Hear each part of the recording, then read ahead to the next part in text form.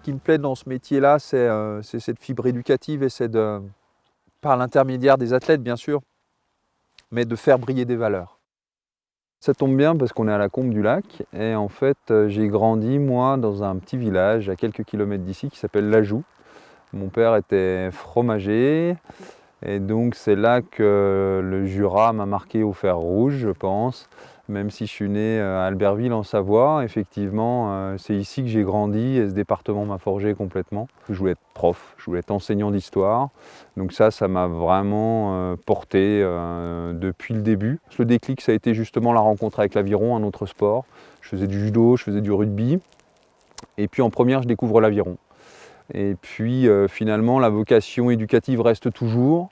Et je greffe là-dessus le sport. Et donc assez logiquement, je m'oriente vers des études à Dijon pour devenir professeur d'éducation physique. Je crois qu'on a pris un peu d'avance pour cet après-midi. C'est un bon 21 bancs. Ouais, très bien. De toute façon, on a juste cet après-midi en fonction. C'est pas la peine d'aller dans l'excès. Aérobie cet après-midi. Voilà.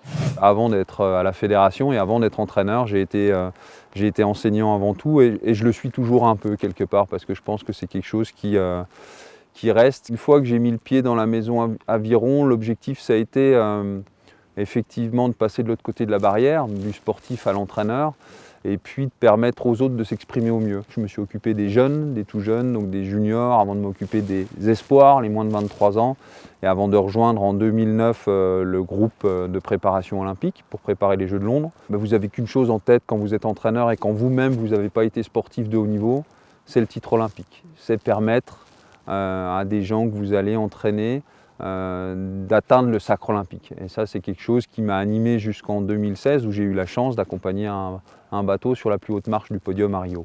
Et puis une 40-11 pour les Danois qui frappent. Mais ils ont déjà subi dans le troisième 5 quoi. Le troisième 5 vous remontez.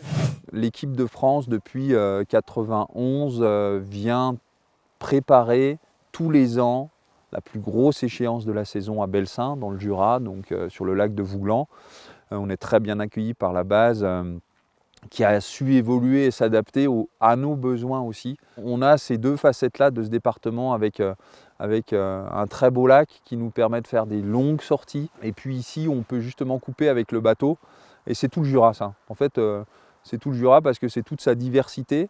Et pour un sportif, c'est un formidable terrain de jeu, quoi.